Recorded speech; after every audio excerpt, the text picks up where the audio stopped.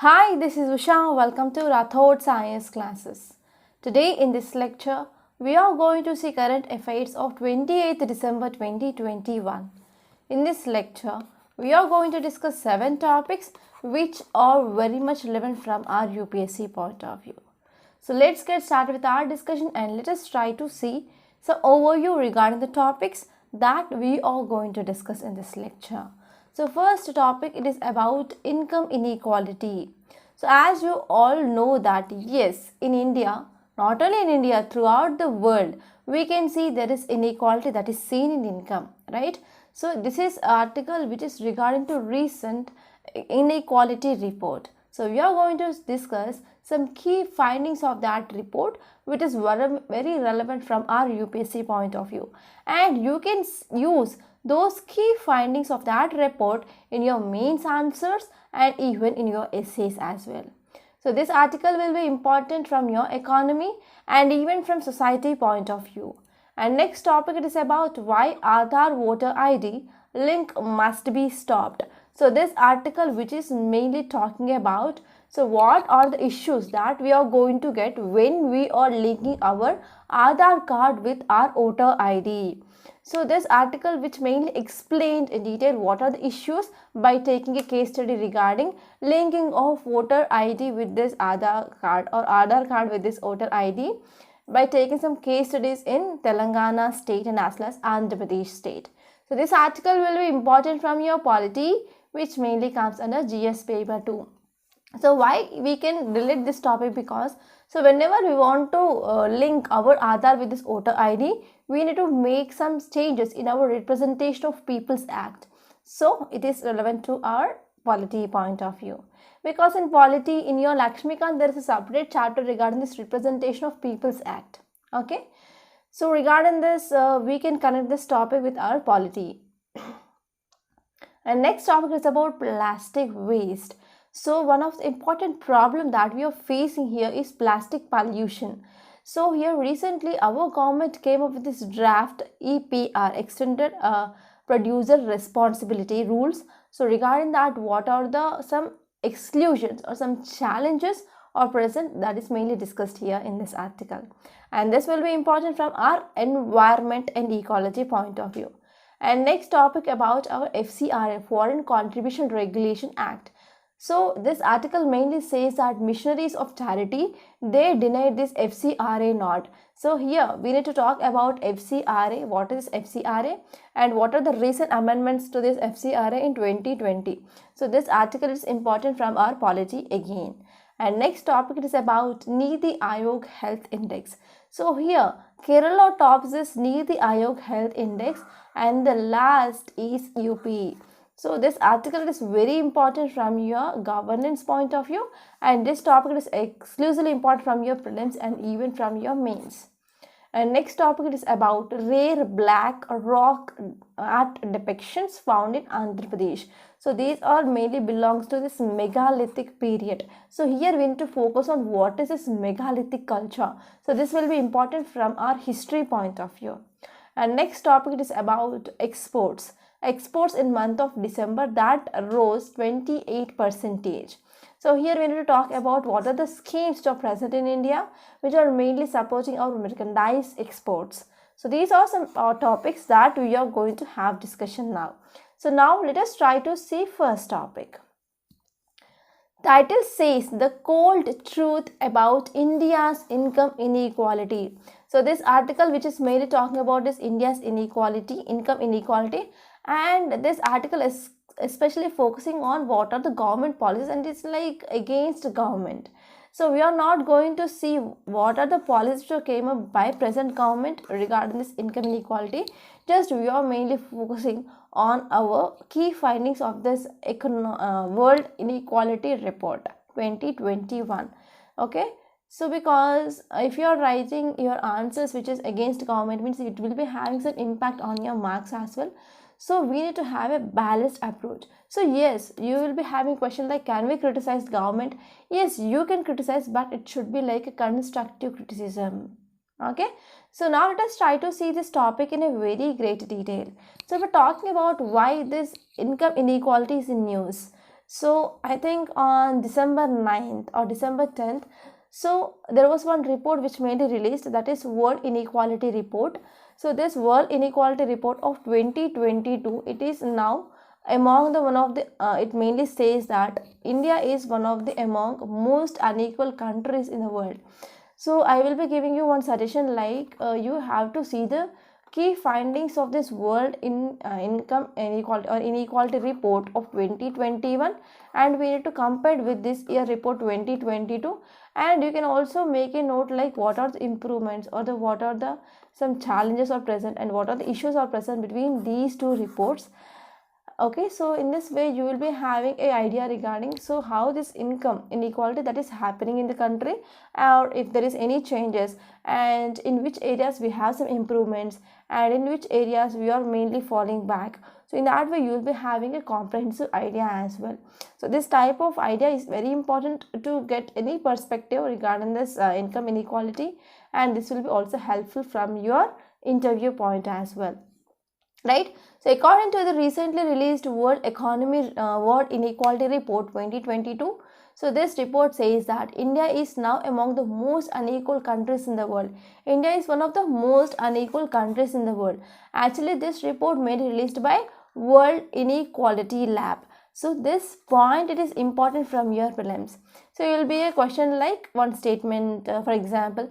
So recently World Inequality Report is in news. So which organization releases this report?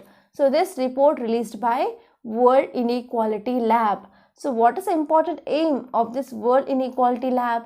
To promote research on global inequality dynamics. So based on this global inequality dynamics, so it is want to make some research. And this report especially present recent and as well as up-to-date synthesis of international research efforts, and it is mainly focusing on tracking of these global inequalities. And if you're talking about key findings of this report, so I divide into different subheadings. So this will be helpful for you to write your answer, and even this will be helpful to get an overview, and it will not leads to much confusion for you people. So whenever you are getting any reports, please try to divide them based on some subheadings, such that it will be helpful for you to recall as well and for revision as well. So first one here is, if you're talking about the distribution of wealth, so the poorest half of this global population, they barely owns any wealth, okay, and there is about just 2% of the total or mainly having by this poorest half of the global population. And if you're talking about topmost 10% richest, they are having about 76% of this wealth. And if you're talking about countries from Middle East and even North Africa, they are most unequal regions they are seen in the world. And if you're talking about richest, they are Europe. Europe has a very low inequality levels, but in Middle East and as well as North African countries, they are most unequal countries. And next one is gender inequalities. So second subheading here is gender inequalities. So under this gender inequalities, women's mainly share total incomes from work was about 30% in 1990, and it is less than 30%, 35% now. And if you're talking about next one, inequalities within countries, they are now greater than those observed between the countries. Now if you're comparing with inequalities with one country and another country, now inequalities are greater than compared to that of earlier. So at the same time, if you're talking about the gap between average incomes of top 10% and bottom 50% of individuals within countries, so this gap has been almost double. That means there is a huge gap that is between the richest countries and as well as the poorest countries. So because of this gap, we can say, so there is inequality that is mainly happening. So because of this gap which is increased, we can also say that the gap which has been doubled. And if you're talking about third side heading, which is regarding rich countries and poor governments. So rich countries, poor governments. So what happened? So over past 40 years, that means over past 4 decades, so countries, they have become significantly richer. But one problem here is the government of that country have becoming very much significantly poorer. So what is the meaning of this statement? So if you are a beginner, you might be thinking like, yes, countries are becoming richer, but how these governments are becoming poorer? So earlier, every resource which was under control of government. Now, what happened? Many countries they are moving towards this privatization. Even India is also moving towards privatization. And this type of economy, it is nothing but capitalist economy, right? So in this capitalist economy, priority which is mainly given to this private sector. In socialist economy, government which is taken as an important sector, important factor. But in this capitalist economy, so we are giving more priority to private than compared to that of government. So because of this, even now in India, we are talking about, or there are debates which are going regarding this privatization of railways as well, right? So this is the meaning of this statement, that is, over from past 4 decades onwards, the role of the government which is decreasing and role of the private people are increasing, such that accumulation of wealth which is happening in this private people and the resource with the government are decreasing. So that is leading to this government is poorer than compared to that of private individuals. So currently, low wealth of governments has important implications for state capacities to tackle inequality in the future, and as well as they are going to have some key challenges of 21st century. So we are going to have some challenges like climate change as well. So we're talking about especially India is very much vulnerable to this climate change, and we are also seeing there are number of impacts of this climate change in India, like increasing of sea level rise, and as well as there is increasing of water level in the perennial rivers which are mainly originated from this Himalayas because of melting of these glaciers. And there are some reports which mainly says that there is increasing of this glacial lake outburst floods, and as well as glacial lakes are increasing in the number, and glacial retreat is happening, and in many areas they are very much vulnerable to this landslides. Okay, so these are some important things, important disaster related things, and as well as important impacts of climate change now we are seeing in newspaper every day. So apart from that, even because of this global pandemic, that is COVID-19, so because of this COVID-19, that is also have some role in raising of inequality. Because for example, I can say regarding vaccine inequity.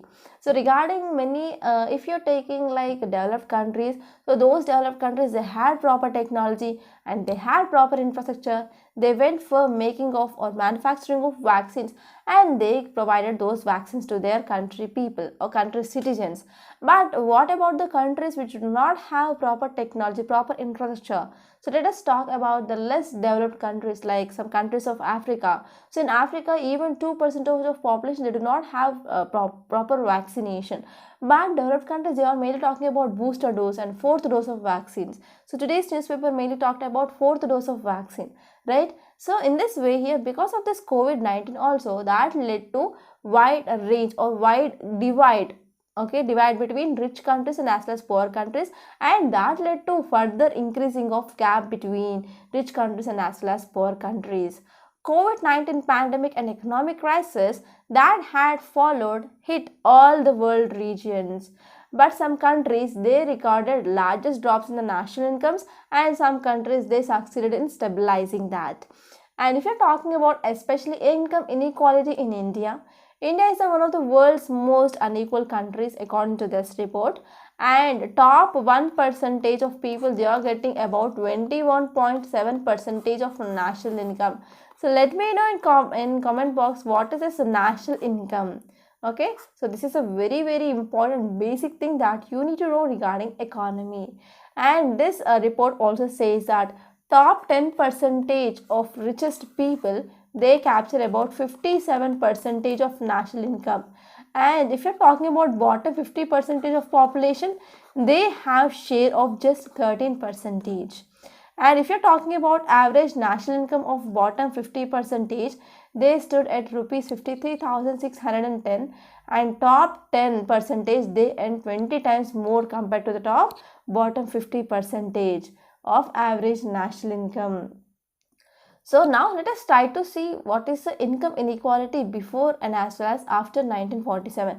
That is before independence and after independence. So before independence and after independence, what are the trends of inequality in India? So we need to also have a look over that. So if you're talking about this income inequality in India, If you're comparing with this Britishers time, it was very worse now, because top 10 percentage they got about 50 percentage of national income. Okay, so here, okay, at that time, like during Britishers time, there was 10 percentage of top people, they hold 50 percentage of national income. So those 10% mainly includes traders actually there. And now after this 1947, at this present report says that it is 57 percentage now. So here 7 percentage, which is more compared to that of this Britishers time. So here income inequality in India today is worse than when we are comparing with that of this British rule. And next one is, in the decades after India got independence, socialistic economic policies that reduced income inequality, bringing the share of top 10 percentage to 35 to 40 percentage. So in the decades, that means after some decades of our independence, so we have normally socialistic economic policy at that time, and we gave priority for the government. So at that time they are mainly focused on reducing of income inequality, and the important aim of that socialist economy was to bring top 10 percentage to hold at the rate of like 35 to 40 percentage of national income, but it is 57 percentage now. But starting from 1980s onwards, so report says that there is deregulation and as well as liberalization policies. In 1991 we came up with this LPGs, that is liberalization, privatization as well as globalization. So because of these reforms, that led to increasing of inequalities. So this is one of the important inference that we can get from this report, right? And now let us try to see next topic. Title says, why Aadhaar card, Aadhaar voter ID link must be stopped. So this article mainly talking about some issues regarding, so when we are linking our Aadhaar with our voter ID, so what might be the issues that we can get. So that is the thing which mainly said, and it gave a decent example by taking case studies of Telangana and as well as Andhra Pradesh. So they went for this pilot project of linking of this Aadhaar card with your voter ID. So if you're talking about this article which mainly talking about Aadhaar voter ID link. So here recently this is in news because of one bill, that is the Election Laws Amendment Bill 2021, which passed in this winter session in Lok Sabha. So in Lok Sabha, this Election Laws Amendment Bill 2021 passed, and this amendment bill which mainly facilitate for the amendments to the Representation of People's Act of 1950, and this bill which mainly says that it is one of important step that will helps mainly to link our Aadhaar with our voter ID. Okay, so in this way here, whenever we are linking Aadhaar with our voter ID, it will mainly build some biometric dependent voting system, such that will be helpful mainly to eliminate fraud and as well as duplicates in electoral rolls. So at the same time, if you are seeing in this practice, which is mainly done using mashing of electors' photo identity cards data with surveillance database. So this linking can be done by mashing of this electoral photo identity card data with the surveillance database. And what happened whenever we are linking this our electors photo identity card surveillance database with this Aadhaar card means what happened, that will also leads to removal of these voters from the list. So this is one cause of concern. So we're talking about in 2018 in Telangana assembly elections, so there was one consequence, like there are number of people like approximately 2 million voters, they were led for deletion of their names in this voter ID list. So here this is the one cause of concern. If we're talking about the case in the two states, recently in 2014, Election Commission of India conducted two pilot programs on linking of voter ID with Aadhaar in the districts of Nizamabad and as well as Hyderabad. Okay, and they mainly claimed that why they are linking means mainly to remove some duplicate voter IDs, and even they can be helpful for fraud and as well as some malpractice that is going to be happen in this electoral rolls. So here ECI mainly called for, Election Commission of India mainly called for national consultation on Aadhaar and voter ID linking. So here in this context, mainly to link this voter IDs with this Aadhaar card, our Election Commission of India called for national consultation on Aadhaar and voter ID linking, and it mainly organized in Hyderabad in February 2015. And in this context, here ECI, Election Commission of India, launched this National Electoral Roll Purification and Authentication Program. Okay, so our ECI, that is Election Commission of India, launched this National Electoral Roll Purification Authentication Program. So this mainly launched in April 2015, and it mainly came up in April 1st 2015 and finally completed in August 31st 2015. So later on, what happened? Supreme Court gave an order that it need to shut down this linking here. So if you're talking about what is this database integration, so here whatever the method which is using by this ECI mainly to link Aadhaar with this voter IDs, and it is mainly used to find out the duplicate voters.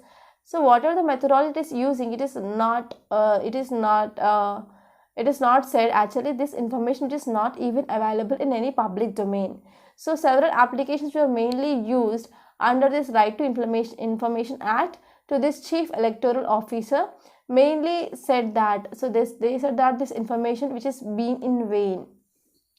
So even in 2018, Election Commission of India wrote back to CEOs asking for what is the methodology that are mainly focusing in this NERAP, okay.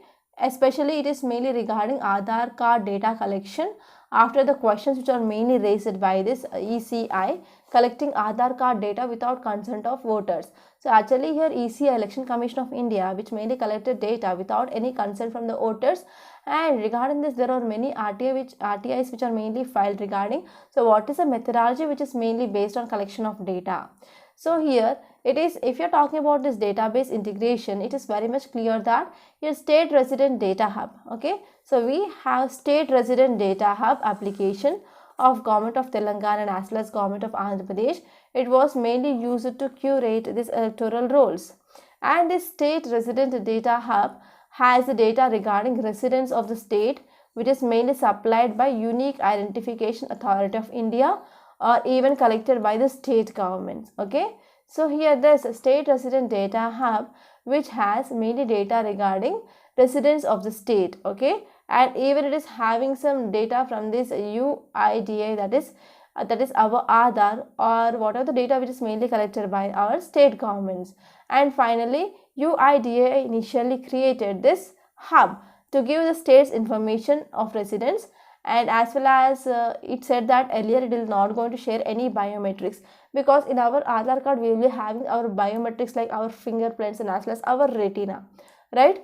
So here it said that it is not going to share our biometrics, but now one cause of concern here is, so these hubs, they are under control of private parties, okay. And if you're talking about this UIDA, it was mainly constrained not to collect the data on caste, religion and as well as other sensitive data information for Aadhaar here, okay. So because of this, it is a one cause of concern here, because whenever we are getting this data regarding which caste they are belonging to, which religion they are belonging to, and other sensitive information, means that will also help especially the ruling party, and they can come up with their own own games, okay, own games for winning of elections, right? So next one is the state government also conducted state census where voter data and Aadhaar card ID data and even 360-degree angle profiling of details such as caste, religion, bank accounts and other sensitive personal information was also collected. And next one is these state census, okay. So these state states census surveys, they are called with a name that is Samagra Kutumba Survey, okay. It is called as Samagra Kutumba Survey 2014 and as well as Smart Pearl Survey in 2016. So these are some important things here. And one more important cause of concern which mainly raised by author here is, so whenever we are linking this our Aadhaar cards with this voter IDs, means that will also lead to disenfranchisement.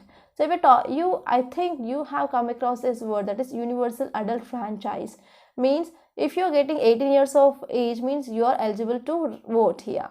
So whenever the role of ECI, it is increasing to verify voters using this door-to-door verification has been subsumed whenever we are linking with this Aadhaar with our voter IDs, and they are using like a software algorithm commissioned by the government for the purposes, and these are mainly maintained by private IT companies. So because of this, whenever it is under control of this private companies, then the role and as well as autonomy of ECI, that is Election Commission of India itself, it is mainly decreasing here. Okay, so because of this, it mainly damages the concept of universal adult suffrage. So this is the experience which is mainly seen in states of Telangana and as well as Andhra Pradesh. So because of this, there were many voter suppression that mainly seen, and even this enfranchisement that mainly seen here. And even whenever we are linking this our Aadhaar with our voter IDs, whenever we are using different apps for voting purposes, that will also violate the method called as secret ballot method as well. Okay, and next one is an Aadhaar card voter ID linkage will also even helps political parties to create voter profiles and also influence the voting process in so and so area. Okay, so this is one important thing that you need to remember, and these are some concepts which are mainly highlighted in this article. And now let us move on to next topic. It is a very interesting topic regarding how to tackle this plastic waste. Okay, let me know where we are using this plastic. So in each and every thing or each and every work we are using this plastic.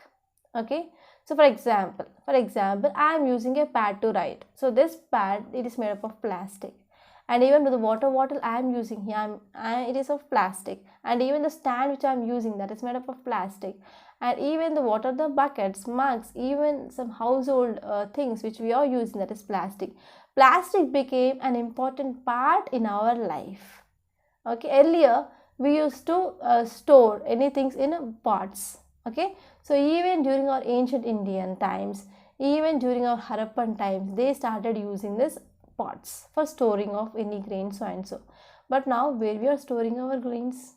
In plastic jars, right? So here what happened due to this we can say like progression of our civilization, we are mainly moving from natural towards artificial things, right? So even if you're buying any chips packet or biscuit packet, even any chocolate, that is wrapped in plastic papers. So where we are throwing in our dustbins, and this waste which is mainly collected, and sometimes it is recycled and sometimes it will be not recycled. So whenever we are not recycling, means what happened, they will end up in oceans. That led to Great Pacific Garbage Patch.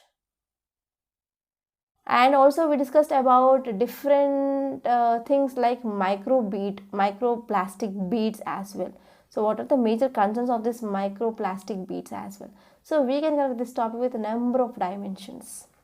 If I'm going on talking about that, I will be talking for next 40 minutes regarding this plastic itself. So now let us try to focus on this article, and now let us try to understand what are the concerns regarding draft regulations on EPR, Extended Producer Responsibility. So why it is in news? Recently in October, our Environment Ministry published draft regulations on EPR, Extended Producer Responsibility, and it mainly coming to effect. It is going to come effect by the end of this year. So this is a thing which mainly said by our Environment Ministry. So there are many commitments that we came up under the Solid Waste Management Rules of 2016, and we also had Plastic Waste Management Rules of 2016 and Swachh Bharat Mission, and these regulations mainly denote a black side, particularly with respect to integration of informal sector. Okay, so there are many commitments rather than this EPR which are mainly present in India regarding the Solid Waste Management Rules, Plastic Waste Management Rules, Swachh Bharat Mission, and these regulations, they mainly denote a backslide. So if we're talking about what is this EPR, EPR means nothing but if I am a manufacturer. If I am a manufacturer of so and so chocolate company.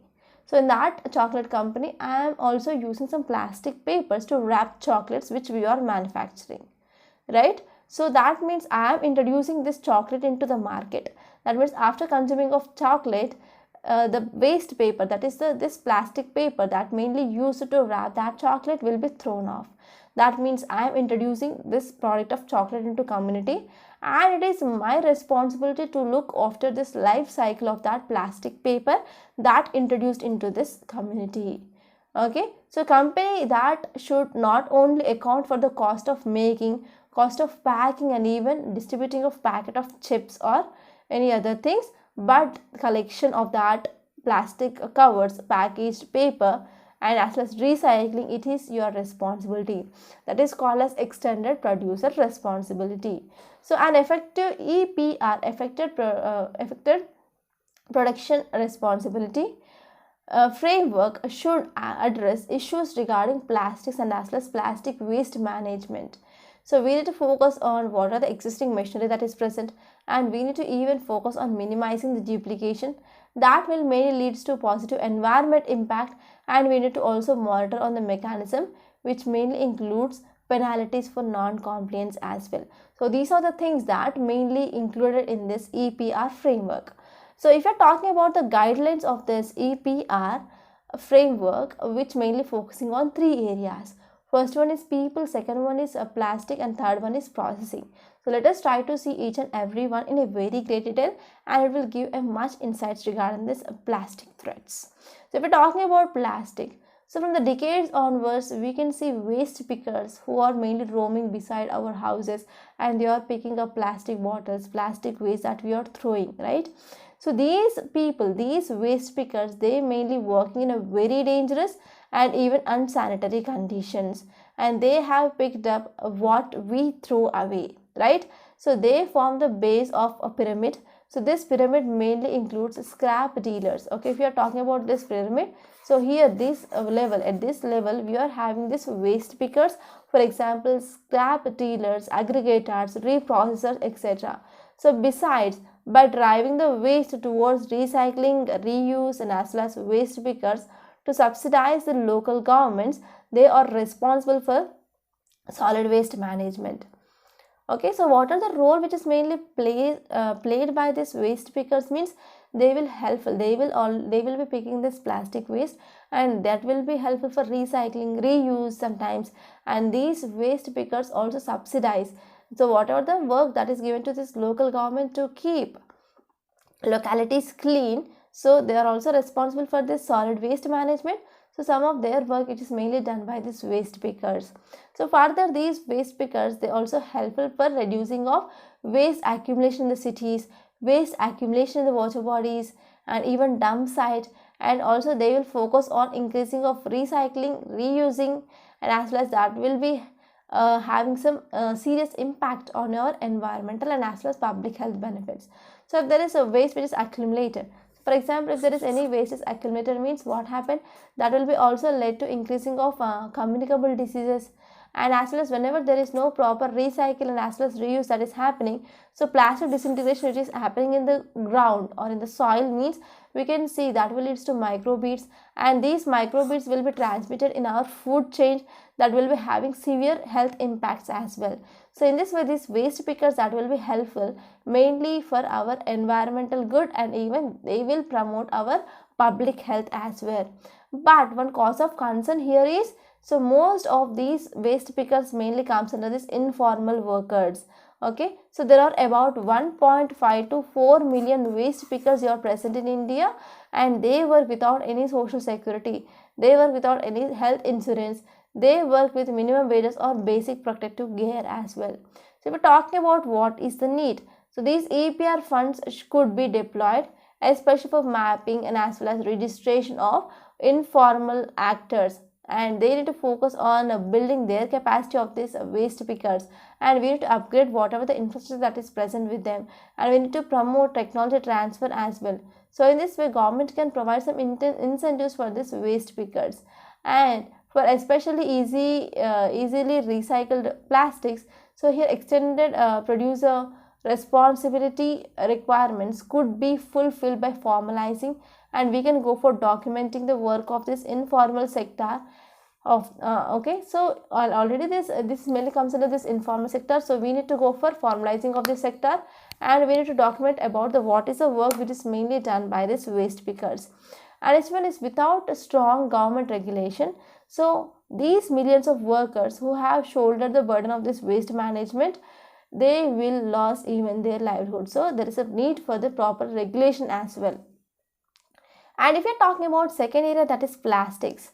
So EPR guidelines, they are limited to this plastic packaging. But even if you're talking about other plastics that are mainly used in our daily life, is sanitary pads, chappals, polyesters, they are mainly not included here. They are mainly out of the scope of this EPR.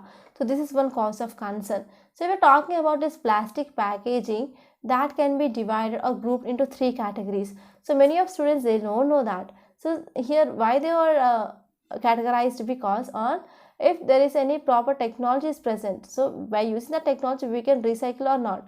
So this is the one important thing here.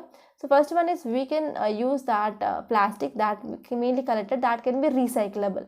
Second one is technologically recyclable, but after recycling it is not having much economic value. So this is second type of waste. And next one is technologically it is very much challenged to recycle them. So these are the three important types of categories of plastic packaging that mainly seen here. So if we're talking about rigid plastic like PET, HDPE, they are mainly effectively recycled, and they are mainly recycled, and that can be helpful especially for solid waste management. So in this context, government can support and government can strengthen the informal cycling chain by bridging the gap in adequate physical spaces and even infrastructure, etc. And next one is we need to also focus on the mandated use of this recycled plastics. So whenever there is a low demand for this recycled products in the market, means so government need to improve the demand here. So government need to come up with some laws or regulations, like so we need to go for using of mandated recycled plastics, okay, such that it will be helpful for some creating the value here. And third area here is regarding processing. So if you're talking about this processing, so not all processing is recycling here. So processing means we are converting waste to energy, and we are going for co-processing and incineration. They have been proven to release carbon dioxide, particulate matter, harmful dioxins, furans, which are very much negative, okay, negative, which is having negative climate and as well as health impacts. And we can also focusing on the proper technology for chemical recycling, for pyrolysis, etc. here. So what is the way forward? So government need to go for proper consultation regarding this draft guidelines here, and they need to involve this informal workers as well. And if you're talking about the scope of plastics which are mainly covered by these guidelines, they could be altered here. So they are mainly excluding some multi-material items, so we can also include them, such that we need to input demand for that so and so plastic in the market. And next one is at the end of life processing technologies that should be closely evaluated, okay. So not only based on this environmental impact, health impact, but impact that should be also seen in our future, so that should be also taken into consideration, and we need to go for end of life processing technologies as well. So this is gist of this topic, and I hope it is very much clear. And now let us try to see next topic. Title says missionaries of charity denied FCRA not. So here you need to know about this, what is FCRA, that is Foreign Contribution Regulation Act.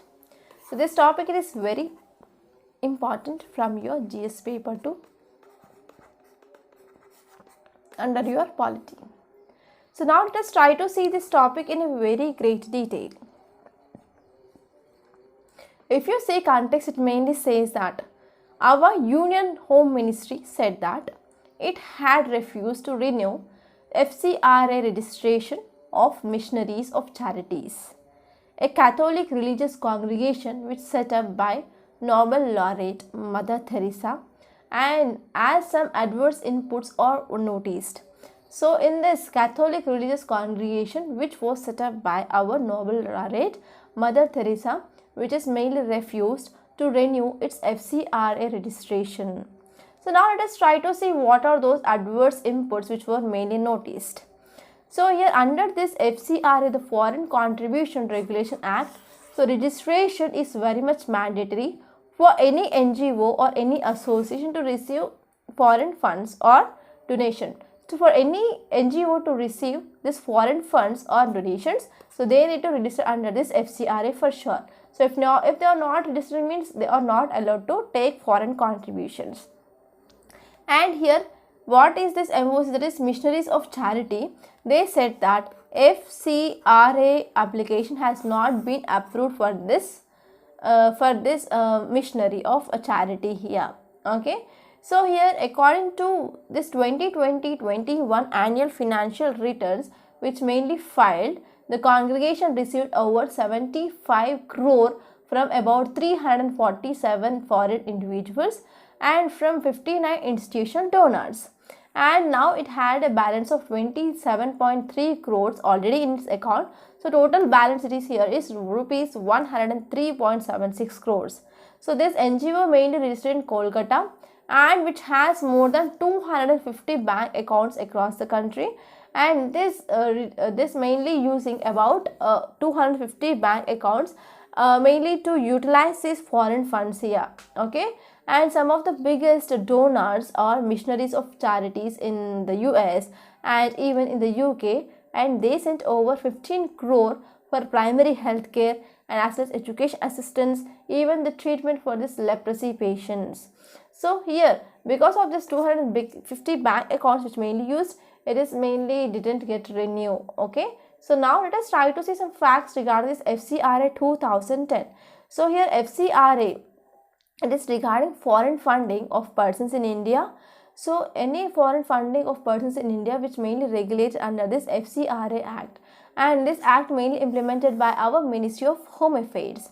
So here if any individual who want to accept this foreign funds, they need to be registered under this FCRA, but without permission, so they can also accept this foreign funds, but it can be less than just 25,000, not more than 25,000.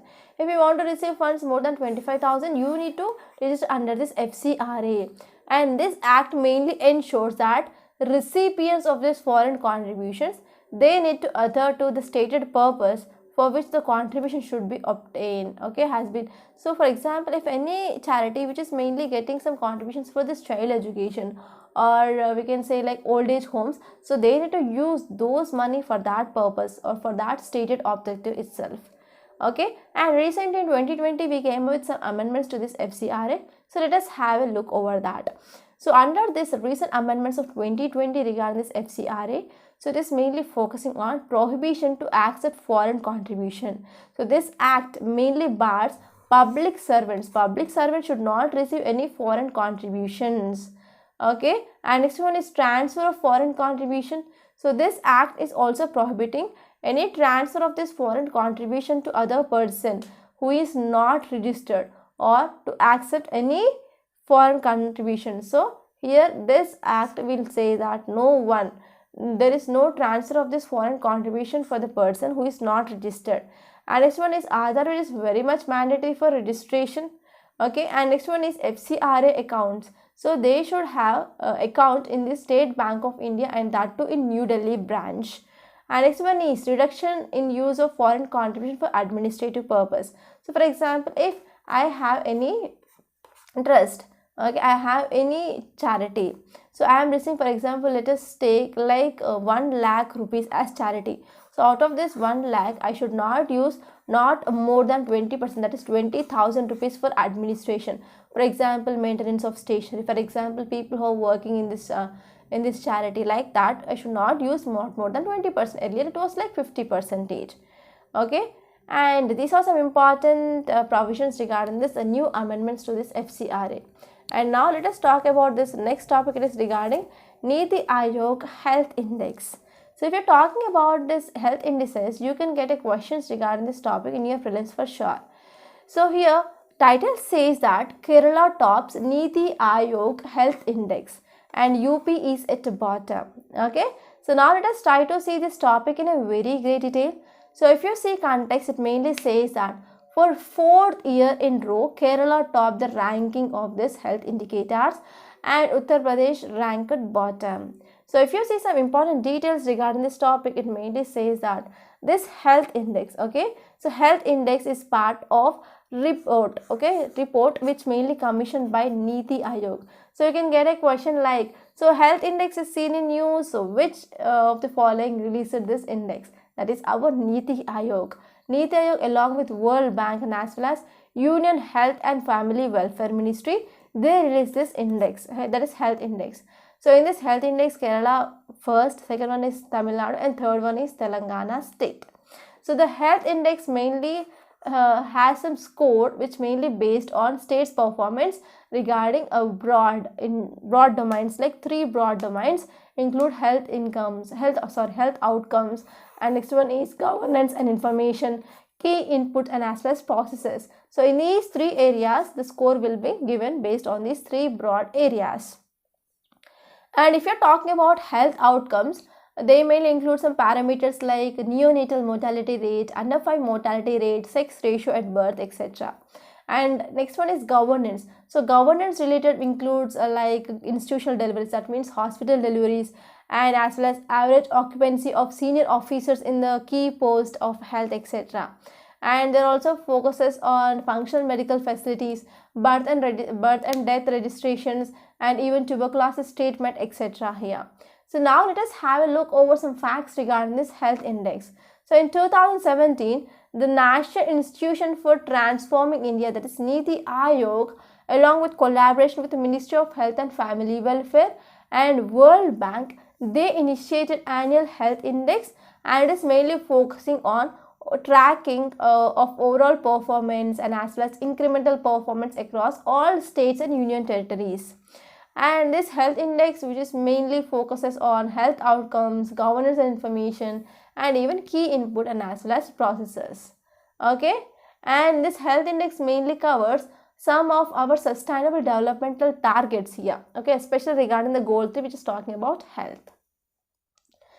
And next topic is it is important regarding our history, that is regarding rare black rock art depictions found in AP. So you will be having a topic called as paintings in your art and culture. So regarding that, this topic is important. So this is important from history. So many of students, they are mainly saying that you are not covering current affairs of history. So history is almost all static. If there is any discoveries that are seen, then only we can see current affairs regarding that in news. Okay, so like this is one example of history related to current affairs. So now let us try to see context. So if you see context, it mainly says that rare black stick-like drawings of human beings, they have been found in 2 caves. They are in Indian state of Andhra Pradesh, Kurnool district, close to Kundu river. So you can get a question like, recently Kundu river is seen in news. So in which state it is located? It is located in Andhra Pradesh.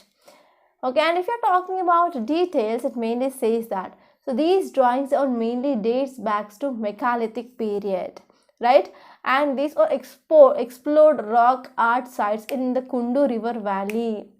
Okay, and these sites, they have rock art which is mainly in black color, red color, and as well as white pigment. And in these drawings, they mainly found that herd of horses in association with the humans, and even deer and as well as bull. So these are some paintings that are mainly found here. So now let us try to talk about some facts regarding this megalithic culture. So megalith means is nothing but large stone structures. They are nothing but for example, I can say like burial sites. And if you are from anthropology background, you will be knowing about this megalithic sites which are present in our country, and this is one important topic in your anthropology as well. So if we're talking about these burial sites, they are the sites with actual burial remains such as dolomite will be there, schist, cane, capstones, etc. Okay, and this megalithic are mainly seen in Iron Age. Okay, and megalithics are mainly spread across the Indian subcontinent. So in India, archaeologists mainly trace that these megalithics are mainly related to this Iron Age. Mainly they found some sites which are mainly even before this Iron Age as well. Okay, so because of that, if you're talking about ages, we can't exactly say in which time there was a so and so period that is found in so and so area, because there is some slow spreading that mainly seen here. right? And some of the important megalithic sites in India, they include Maharashtra, Karnataka, Tamil Nadu, Andhra Pradesh, and even in Telangana we can see some megalithic sites. And now let us try to see next topic. So before seeing this topic, I want to make a small announcement on this platform. So if you want to clear UPSC, I will suggest you to join courses which are offering by Rathod's IAS. First one is prelims test series and second one is mains answer writing course. So if you're talking about this prelims test series, so there are 30 tests are given and it includes both CSAT and as well as GS. And in mains answer writing course, especially if you're talking about this prelims, it is like qualifying paper. But if you want to see your name in finalist, you need to focus exclusively on your mains answer writing skills.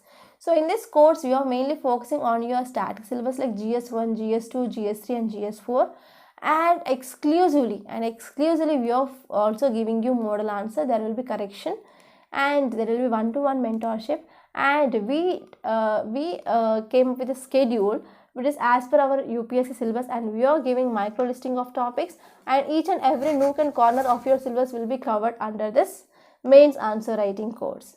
Okay, and you can see the schedule, and we are giving just 2 to 3 chapters every week, and on that there will be daily answer writing practice, and on Sunday there will be either case study or your essay. So this is a very useful course. Please try to join this, and the new batch is going to be started from January 3rd. So please be hurry up. So apart from that, we also launched a foundational course of this UPSC, and it mainly contains more than 700 hours of recorded lectures. So you can watch all those lectures to get concept clarity. So nowadays the trend of UPSC had been changed from fact-based questions towards analysis-based questions. So to answer those questions, concept clarity is 100% required. And if you want to take some individual courses like economy, history, geography, like that, you can also take those courses, and individual courses is also available. And if you want to know any details regarding these courses, you can call to this number 8074765513. So please call to this number, and I am the academic director of this Rathod's IAS Academy, and you can directly talk to me regarding any queries regarding these courses. And now let's come back and let us see next topic. It is regarding December exports raised 28% from pre-pandemic level. So this article mainly talking about India's merchandise exports. So now let us try to see this topic. It is important from our economy point of view.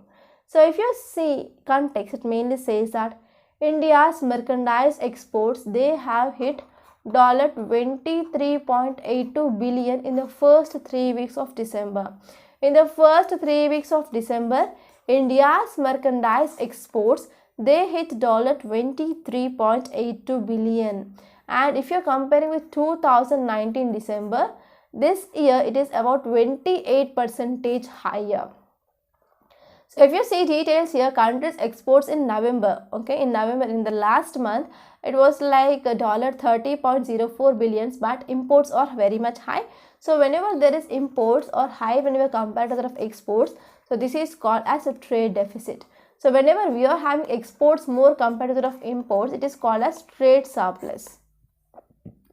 So now let us try to see some important schemes which are present in India regarding this merchandise exports, that is MEIS. So first one is merchandise exports from India scheme. So it mainly introduced in the foreign trade policy, that is 2015 to 20. Under this MEIS scheme, government mainly provides some duty benefits, and these duty benefits depends upon the product and the country. And under this scheme, rewards will be given, okay, and rewards will be like free onboard value like 2%, 3% or 5%. That is MEIS duty credit script that can be transferred here. And if you're talking about next scheme, that is RODTEP, so it is nothing but a replacement of this MEIS scheme. So here it mainly regarding this full automated route for input tax credit in the GST. So that mainly helpful for this exports in the country here. So here this ITC, that is input tax credit, which mainly provided some tax set off some tax paid on the purchase of raw materials and as well as consumables and even goods and services that are mainly used in manufacturing of goods and services. For example, if there is any company which is producing some goods that are mainly exported to other countries, means so whenever this company which is mainly going to get some raw material and some consumables and even some goods and services which are mainly useful for the manufacturing of so and so goods and services that are mainly exported, means they will be having some set off tax. Okay, and this will help of avoiding double taxation, so that it will be also helpful for decreasing of overall price of the good and such that that will be competitive in international market, such that that will be helpful for increasing of our exports. Okay, so why we came up with this replacement of this MEIS scheme? Because in MEIS scheme we are directly giving some incentives for increasing of exports, but here we are giving incentives for these companies to produce so and so goods such that it will be in the compliance with this WTO rules as well. So these are the some important schemes that are present in India, mainly focusing on our merchandise exports. Okay, so these are some important topics which appear in today's Hindu newspaper. So I hope you enjoyed this lecture. So please subscribe to Rathod's IAS Academy and don't forget to like, share and comment my videos. And don't forget to enroll to the courses, and the details of that course are given in description box. So by this I am concluding today. Thank you so much.